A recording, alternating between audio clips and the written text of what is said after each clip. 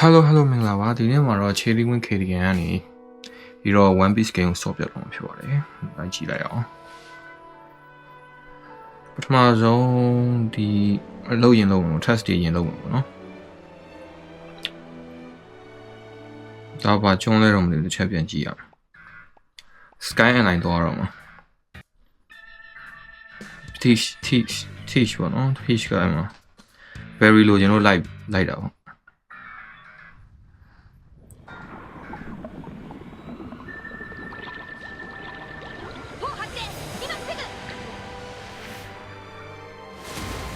Teach နဲ့ Luffy နဲ့စောက်တွေ့တဲ့ခန်းနေပေါ့နော် Teach က Okay ကြည့်အောင်ဘာဖြစ်မှာပေါ်တက်လို့ရပြီတဲ့ဒီမြန်လို့ပုံမြင်နေရမှန်တာပဲတဲ့ဒီလိုပေါ်တက်လို့ရတော်တော်လေးကိုမိုက်တယ်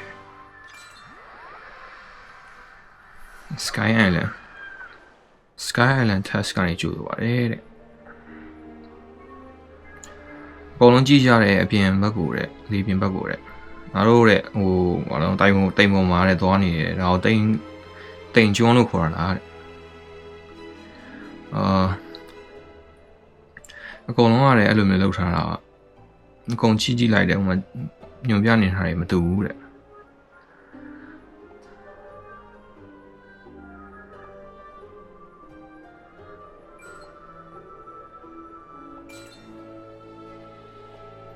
အကုန်လုံးတက်ပြမယ်တဲ့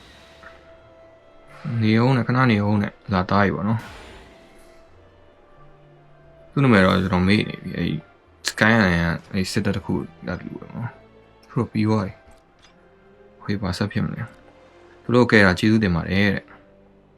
ဘာမှဖြစ်ဘူးတဲ့လာနေကြလူတွေပဲတဲ့ပတ်စံမပေးရဘူးတဲ့ဒီတစ်ခေါက်တော့ပတ်စံမပေးရဘူးပေါ့နော်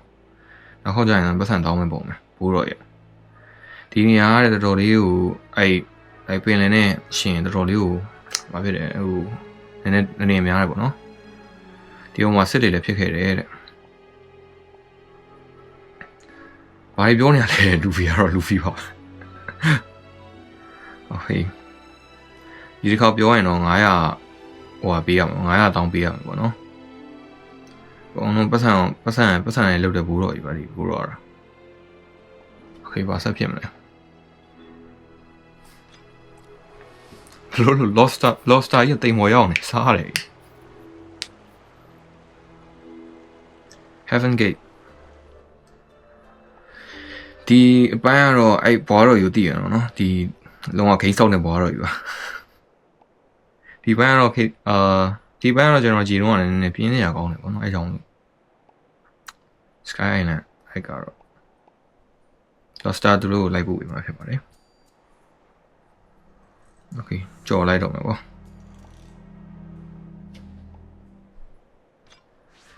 ဒီက Sky Island ပဲတဲ့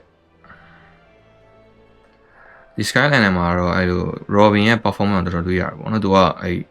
ဘာတော့ဟိုကြောက်စာဘယ်လိုခေါ်တာမေ့ပါဘူးဘာ grab လည်းမသိဘူး polyglot ပေါ့လေ polyglot တွေကိုဖတ်တယ်ပေါ့နော်လူဘာတော့ Robin ကโอเคကျုံးမရောက်ပြီဒါတွေကဘာလဲတဲ့လုံးဝမမြင်ဘူးနေကြပန်းနေမဟုတ်ဘူးတဲ့ဒီမှာဘာတွေစိုက်ထားလဲမသိဘူးတဲ့လူဖီကလည်းအကောင်လုံးဒီမှာလှုပ်ထားတဲ့ဟာတွေကနည်းနည်းထူးဆန်းနေရပေါ့နော်ဘာပညာရည်နဲ့လှုပ်ထားလဲတော့မသိဘူးတဲ့ချိုပါကတော့လုံးဝပြောနေပါတယ်ဘာကြီးလဲတဲ့မြေခွေးကြီးလာတဲ့အဲ့ဒီနားမှာလူရှိရဲ့ဘယ်လိုလဲမသိဘူးတဲ့ဟိုပါလဲခီးသွားလားမသိဘူးတဲ့အားရကောင်မလေးပဲတဲ့ဆန်ကြီးကတော့နောက်ဦးထားနေ East Blue ကနေလာခဲ့တာပါတဲ့ဒီမှာခဏနေလို့ရလားတဲ့နေမယ်ဆိုရင်တော့တဲ့ဟာဗါလဲသူ့နာမည်သူကမိတ်ဆက်နေပါတော့အဲ့ဟိုလဲအမြေကိုရလဲသူ့အိမ်မွေးလိမ့်ဆန်ပေါ့နော်သူ့နာမည်ကလဲသူ့နာမည်ကျွန်တော်လည်းမေ့နေပြီတရုတ်လိုပဲပြောတတ်တယ်ဆိုတော့โอเคဘာဆက်ဖြစ်မလဲတော့ဒီမှာလည်းငါတို့မသိတဲ့ဟာတွေအများကြီးပဲတဲ့အဲ့ဒါလည်းငါတို့အကုန်ရှင်းပြလို့ရမလားတဲ့နာမည်ကโอเคတဲ့အကြိုက်တာမေးတယ်ပုံပြောပြမယ် ဒီဟာတွေကနင်းရဲ့တငယ်ချင်းတွေလားတဲ့အဲ့ဟိုကောင်မလေးကိုမေးရမှာနော်သူ့ဖေလားမသိဘူးအဲ့ဒါဟုတ်တယ်တဲ့အဲ့သူ့တငယ်ချင်းတွေပါတဲ့သူတို့က East Pool ကနေလာတယ်လို့ပြောတယ်ပေါ့နော်အဲ့ဆိုရင်တော့တဲ့ဒီကျွန်းမှာနေခံဖြစ်မဟုတ်တဲ့အတွက်ကြောင့်တဲ့ဟိုဒီမှာမသိတဲ့ဟာတွေတော်တော်များပဲပေါ့နော်ပြောပြနေပေါ့ဒီမှာကတော့လုံးဝအဲ့ဖြူအောင်ပင်လေကြီးပဲတဲ့ဘာမှတော့မရှိပါဘူးတဲ့မဟုတ်တဲ့ရတယ်သူ့ရဲ့နာမည်ကတော့ဒါပေါ့နော်ကျွန်တော်လည်းအင်္ဂလိပ်လိုတော့မသိဘူးဘလာပေါ့နာမည်ကတော့ဘလာပေါ့တောင်းပန်ပါတယ်တဲ့ဘာမှဖြစ်ပါဘူးတဲ့ရပါတယ်အကုန်မသိတာရှိရင်အကုန်မေးလို့ရတယ်ပေါ့နော်ပြောပြရတယ်တဲ့ဒီလိုမျိုးအဲ့သူ့ရဲ့ကျွန်းနဲ့ပေါ့နောက်ထပ်သူ့ရဲ့ကျွန်းနေရှိလားတဲ့ရှိတာပေါ့တဲ့ဒီနားမှာနီးခဲ့တဲ့ဒီနားမှာနီးလေးပေါ့နော်ဒါပေမဲ့အဲ့ကျွန်းမှာတဲ့အမည်မသိတဲ့လူတယောက်ကတဲ့အဲ့လိုမျိုးကြီးစိုးနေရပေါ့နော်တဲ့တော်လို့မရတဲ့နေရာလားတဲ့ဘယ်လိုနေရာမျိုးလဲတဲ့ဟိုဆိုကတတိရှိလို့ပါလို့နဲ့အဲ့လိုမျိုးအဲ့မှာနတ်ဖျားတွေပါလို့မျိုးလူတွေရှိရပေါ့နော်နတ်ဖျားလားတဲ့ငါအရင်ကြိုက်တယ်သွားမယ်လူကြီးဟုတ်တယ်တဲ့နတ်ဖျားတွေရှိရဲတဲ့အဲ့ဒီမှာဟိုအင်းနဲပေါ့နော်အင်းနဲရှိရပေါ့နော်အင်းနဲကအဲ့မှာလုံးဝအဲ့လိုမျိုးပင်လယ်များကနေတက်ပြီးတော့ကြီးဆိုတာပေါ့တေချာဘောက်ကိုသွားမယ်တဲ့လူဖီကတော့โอเคသူကတော့အကောင်လုံးဟိုကနေလာတဲ့နာမည်စိုးနဲ့ကြော်ကြားနေတဲ့9ယောက်ဆိုတာမင်းတို့လားဟုတ်တယ်ဘာဖြစ်လဲတဲ့ဒီအားတဲ့အဲ့Sky Island ပေါ့နော် Sky Island မှာသူတို့ထုတ်ထားတဲ့ဟာဟိုကနေဗာလဲအဲ့အဖွားကြီးကြိုက်လိုက်တဲ့ဓာတ်ပုံကနေသူကတွေ့ခဲ့တာပေါ့နော်ပြီးတော့ဒီမှာသူတို့ရဲ့ဘာလို့သူတို့ရဲ့ safety အတွက်တဲ့ဟိုဘာဖြစ်တာ safety အတွက်စောင့်ရှောက်ဖို့သူ့မှာတောင်းရှိရပေါ့နော်ဘာဖြစ်လဲတဲ့စောတော့မပြောဘူးတဲ့ငါတို့ကြောက်အောင်လုပ်နေရပါတော့ဒီကနေ့လူကောင်းမှာကောင်ဒါပေမဲ့ပတ်စံတော့ပေးရမယ်တိတ်လိုက်လေချရတော့မယ်โอเคကျွန်တော်မှရှိတာတော့ခိုင်နူးနဲ့အင်းနဲ့ရှိရပါတော့โอเคဒီကောင်နဲ့ပဲချအောင်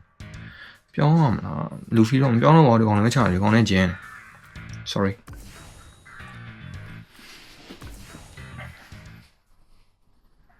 okay Sky Island ပေါ့နော် Sky Island မချအောင်ဒီကမိုက်တာတခုကလုံးဝအဲ့လိုကိုကြိုက်လို့လုပ်လို့ရပါ open world game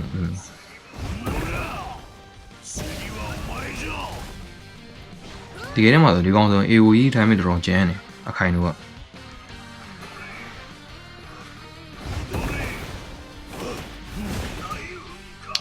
သူရဲ့ space တော်နေပါပေါ့နော်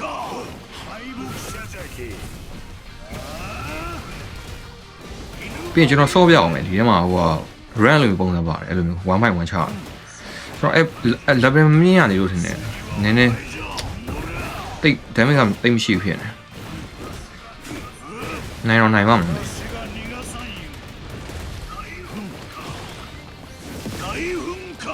နိုင်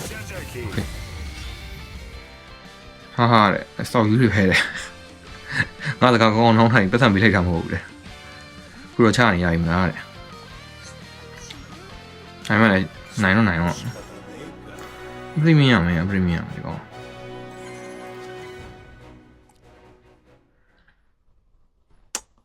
ပရီမီယံမယ်မြင်တော့ရောက်ဒါโอเคဒီတိုင်းပဲမြင်လိုက်တော့36ထိ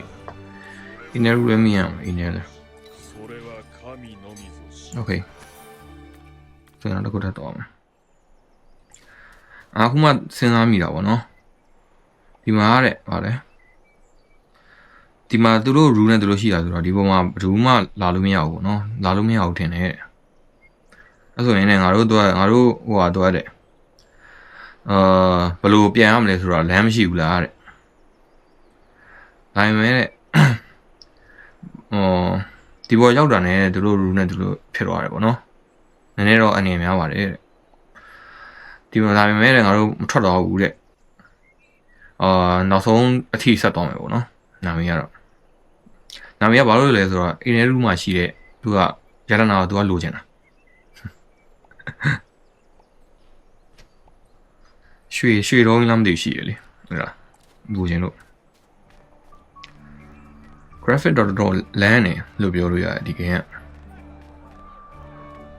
ပြီးတော့သူက team sound လေးတွေကလုံးဝအဲ One Piece ကိုပြန်ပြီးတော့ကြည့်ရလို့ခံစားချက်ပါ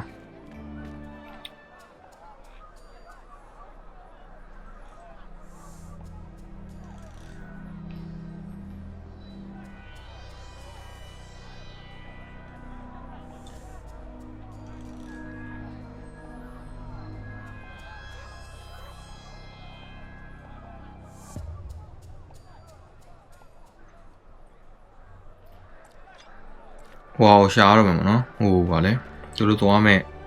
နေရအောင်energy ရဲ့တောင်ရှားမှာတောင်ဖြစ်နေအဲ့လောင်ရှားမှာ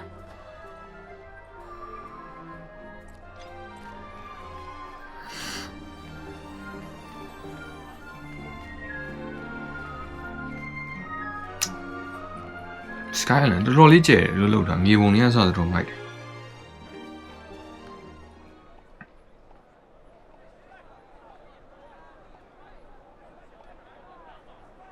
သူသွားမယ်နေအောင်ညွှန်ပြနေအောင်နော်သူတို့အဖွဲ့ကိုဘယ်လိုသွားရမလဲဆိုတာသူမလိုက်ရဲဘူးပေါ့သူကမလိုက်ရဲဝိုင်းမှာအရန်ကြောက်စရာကောင်းတဲ့ကောင်လေးရှိတယ်သူမလိုက်ရဲဘူးပေါ့လို့ပြောနေ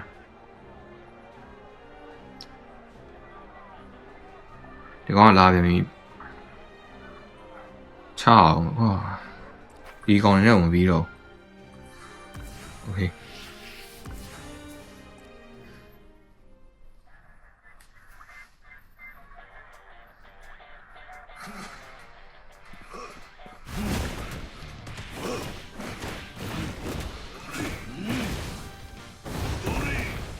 ဒီကောင်နဲ့နည်းနည်းချမ်းอ่ะ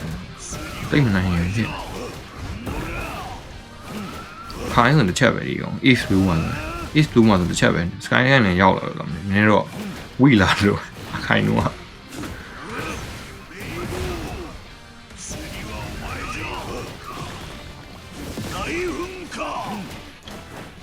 ခရိုက်တာတော်စုံနေပေါ့နော်ဒီကင်းကလမ်းနေသူစတူဒီယိုဗာလဲစတူဒီယိုလဲဆော့လို့ရတယ်ပြီးတော့အဲ့လို run နေပါတယ်ချလို့ရတယ်နော်ပြီးတော့တငယ်ချင်းနဲ့အဲ့လိုမျိုးကျင်တော့ဘူးပါလေဒီကွက်ကြီးဆောင်းလမ်းလမ်းလျှောက်ပြီးပြစ်ထိုးလိုက်တာ ace ကိုဟိုဟာဒိုးနဲ့လောက်လိုက်တယ်ပိုင်း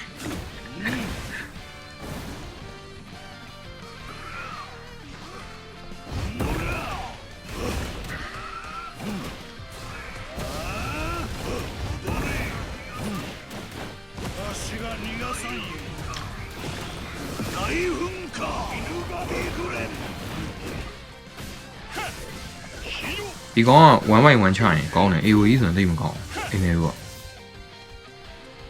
1/1 ချရင်မလိုက်အခု stand နေရမ်းများတယ်အခိုင်ကကြတော့အဲ့လို machine တွေလုံးဝရင်ကောင်း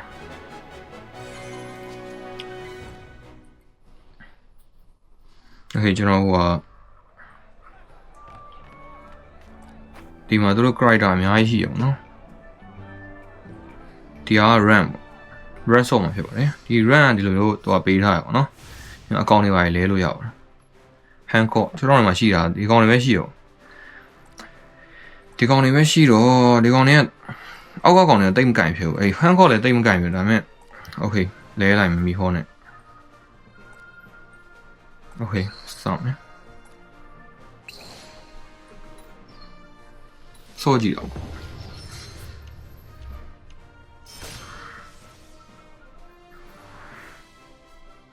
3 vs 3ပေါ့နော်ဟိုဘက် H strike ရယ်ပြီးတော့ Kizaru ရယ် Luffy ရယ်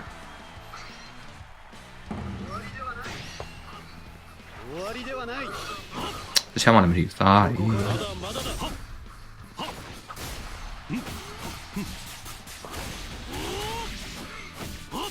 မိခေါ်ရီထဲမှာနည်းနည်းတော့ကျန်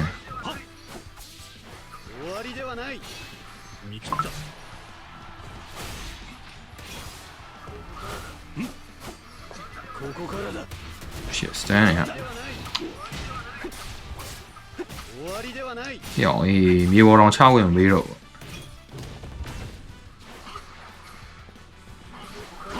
ဟာ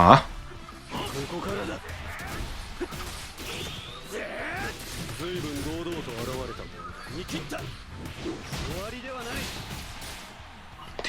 fuck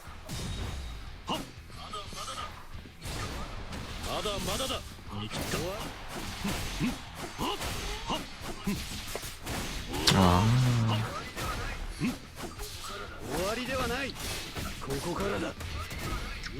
fuck okay နောက်တစ်ကောင်ပြောင်းတော့ best of 3ပေါ့ best of 3ဆောတာ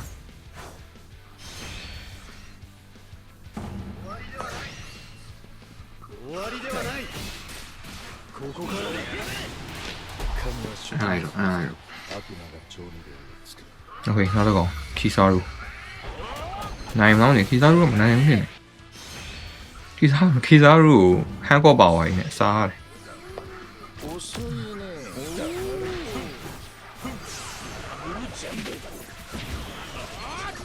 shit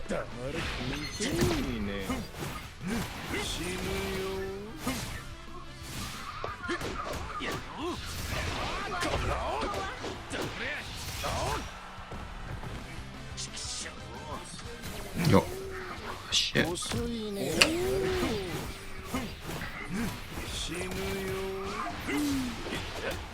三爷公务民见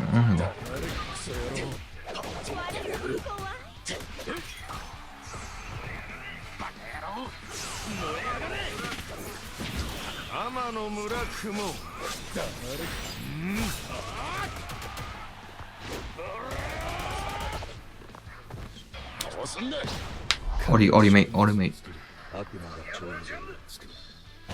ディアブルジャンプフランバージュシュートဒါပဲ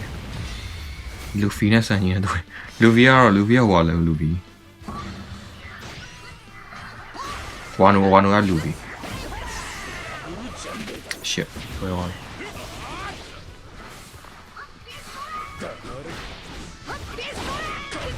Stand it, wow.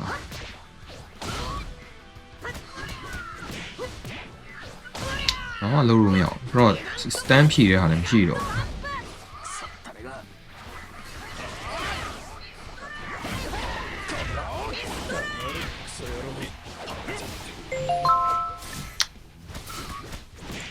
Fuck, damage is through it.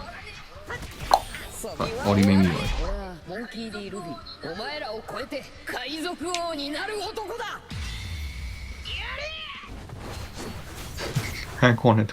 韓国と今書いたネロネロネロうせよ調子に乗るな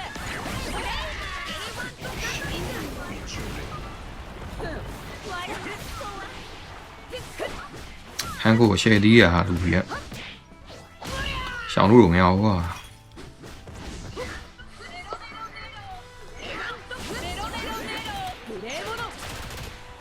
調子に乗るな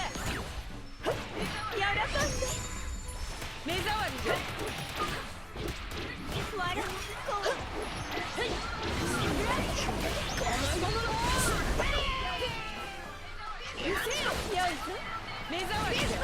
自来咯哟。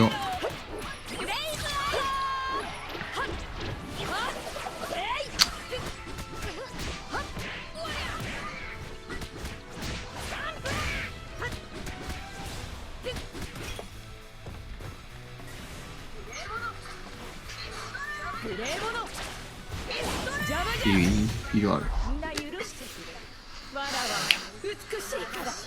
我哋未見，看過。特別看呢，好，我話你馬里夫，嚟我試一試。OK。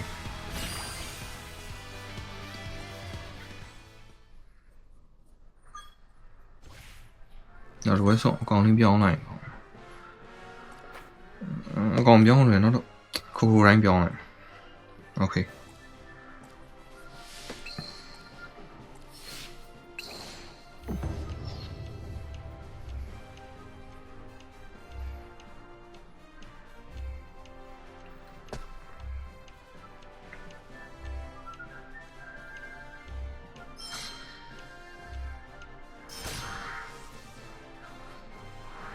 Rivika အခိုင်နေပြီးတော့ပါနာမည်မေ့နေပြီပေါ့ Brabby လေကော shit sorry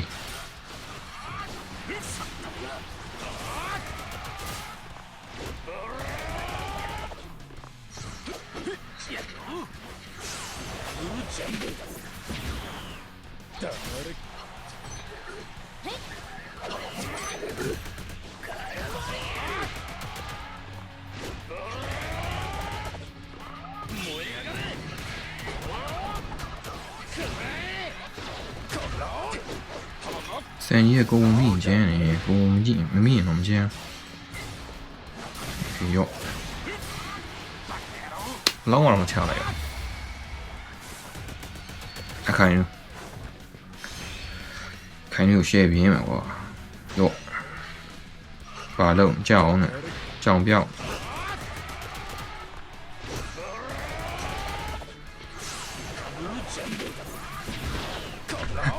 ဟိုဘက်ပေါ်လာမသိဘူးလို့ဘာမှမလုပ် shit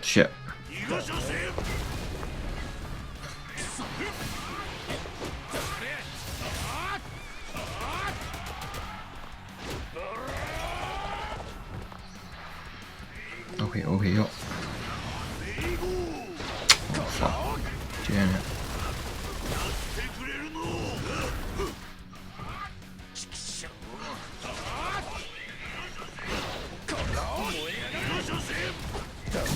stand stand ตีလိုက်တော့မာတော့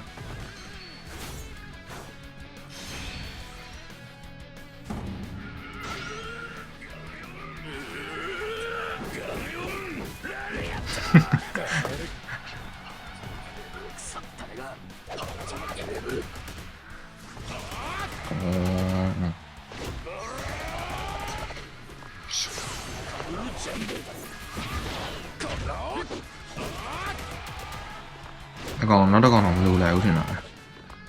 ဒီကောင်နည်းလွယ်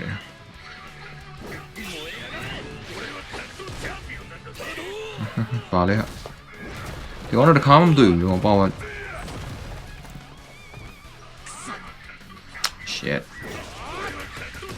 shit up ပွဲပြီနည်းနည်းအကောင်တော့လဲရအောင်လုပ်လို့ပါလေဟာ chase stand ဟိုဒီမိလေတေးအောင်မားတယ်ကွာ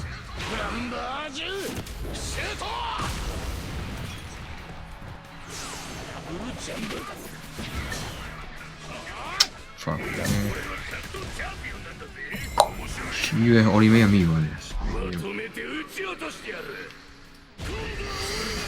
ဒါ Dressula အကကွက်တီဖြစ်တော့မိဟောတော့ဒီကောင်မနိုင်တော့